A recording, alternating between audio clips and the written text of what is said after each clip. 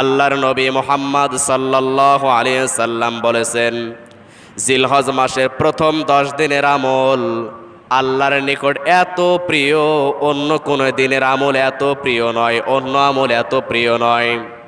সাহাবীগণ জিজ্ঞেস করলেন, ইয়া রাসূলুল্লাহ সাল্লাল্লাহু আলাইহি সাল্লাম, ওয়ালাল জিহাদু ফি সাবিলিল্লাহ, আল্লাহর পথে জিহাদও কি নয়? নবী করিম সাল্লাল্লাহু আলাইহি সাল্লাম বললেন, ওয়ালাল জিহাদু ফি সাবিলিল্লাহ, আল্লাহর পথে জিহাদও নয়, বলুন সুবহানাল্লাহ।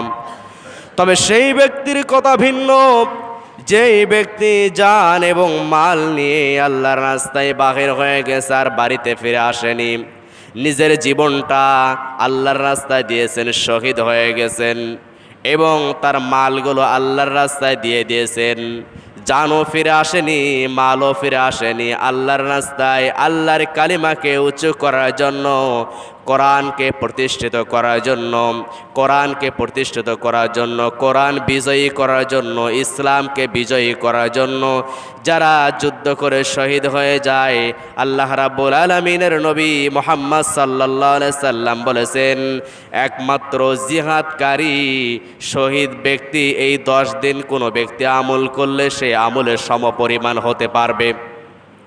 ইহা ছাড়া মানুষ যত আমল করুক না কেন, এই 10 দিনের আমলের মতো অন্য কোনো আমল আল্লাহর নিকট প্রিয় নয়।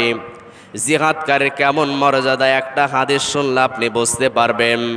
বিশ্বনবী সাল্লাল্লাহু আলাইহি সাল্লামের সাহাবী হযরত মিকদাম রাদিয়াল্লাহু তাআলা আনহু বলেন, আল্লাহর নবী মুহাম্মদ সাল্লাল্লাহু আলাইহি সাল্লাম বলেছেন, যারা আল্লাহর রাস্তায় যুদ্ধ করে শহীদ হয়, কোরআন প্রতিষ্ঠিত করার জন্য যারা যুদ্ধ করে, কোরআন বিজয়ী করার জন্য যারা যুদ্ধ করে, যারা ইসলামকে বিজয়ী করার জন্য কাফেরদের সঙ্গে মুশরিকদের সঙ্গে যুদ্ধ করে, যারা আল্লাহর কালেমাকে উঁচু করার জন্য আল্লাহর রাস্তায় যুদ্ধ করে নিজের জীবনটা দিয়ে দেয়, জান এবং মাল দিয়ে দেয়, মহান আল্লাহ রাব্বুল আলামিন তাদেরকে 6টি পুরস্কার দান করেন।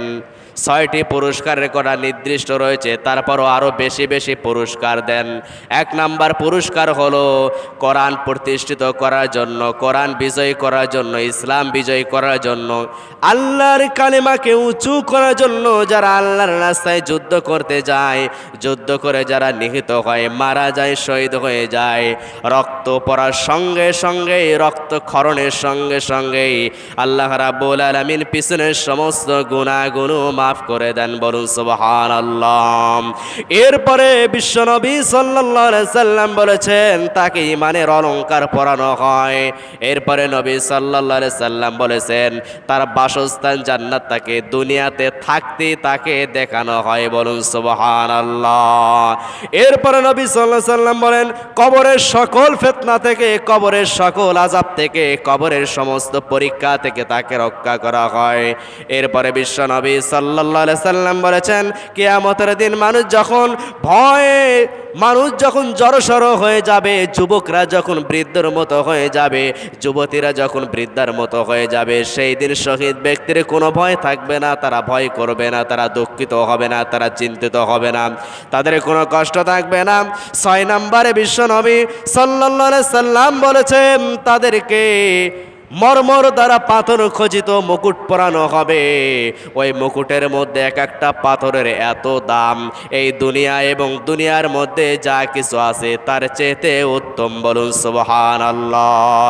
এই দুনিয়া 1000 বার বিক্রি করলেও শহীদ ব্যক্তির মাথায় যে মুকুট পরানো হবে, সেই মুকুটের মধ্যে পাথর রয়েছে, পাথরের দাম হবে না, পাথরের সমপরিমাণ দাম হবে না পৃথিবী 1000 বার বিক্রি করলেও। মুসলমান ভাইরা, আমার বন্ধুগণেরা, এরপর বিশ্বনবী সাল্লাল্লাহু আলাইহি সাল্লাম বলেছেন, শহীদ ব্যক্তির সঙ্গে 72 জন হুরের সঙ্গে, জান্নাতি নারীর সঙ্গে তাদেরকে বিবাহ দেওয়া হবে। এরপরে নবী সাল্লাল্লাহু আলাইহি সাল্লাম বলেছেন, তার বংশের মধ্যে থেকে, তার পরিবারের মধ্যে থেকে যাদের ওপর জাহান্নাম ওয়াজিব হয়ে গেছে, ফরজ হয়ে গেছে, যারা জান্নাতে যাবে না, যারা জাহান্নামে যাবে, 70 জন মানুষকে শহীদ ব্যক্তিরা জাহান্নাম থেকে সুপারিশ করে, জাহান্নাম থেকে বাহির করে জান্নাতে নিয়ে যাবে, বলুন সুবহানাল্লাহ। যাদের ওপর জাহান্নাম ওয়াজিব হয়ে গেছে, এই 70 জন মানুষকে সুপারিশ করে জান্নাতে নিয়ে যাবে। পৃথিবীর এমন কোনো আমল নাই যে আমল জিহাদের চাইতে উত্তম হতে পারে।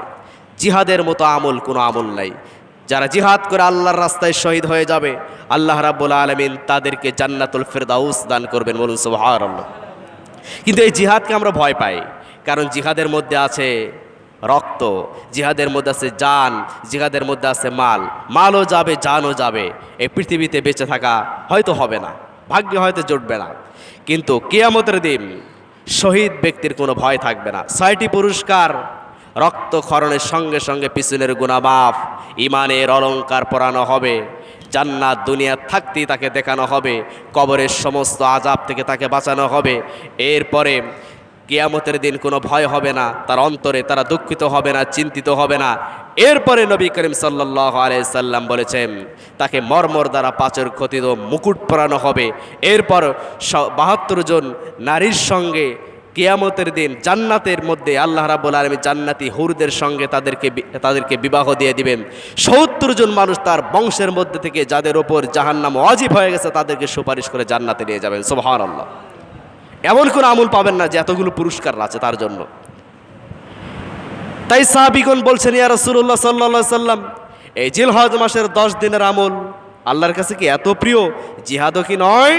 নবী করিম সাল্লাল্লাহু আলাইহি সাল্লাম বলছেন যে না, জিহাদও নয়, তবে হ্যাঁ হতে পারে সেই ব্যক্তি যে ব্যক্তি জান এবং মাল নিয়ে আল্লাহর রাস্তায় বাহির হয়ে গেছে আর ফেরত আসেনি, মালও ফেরত আসেনি, জানও ফেরত আসেনি।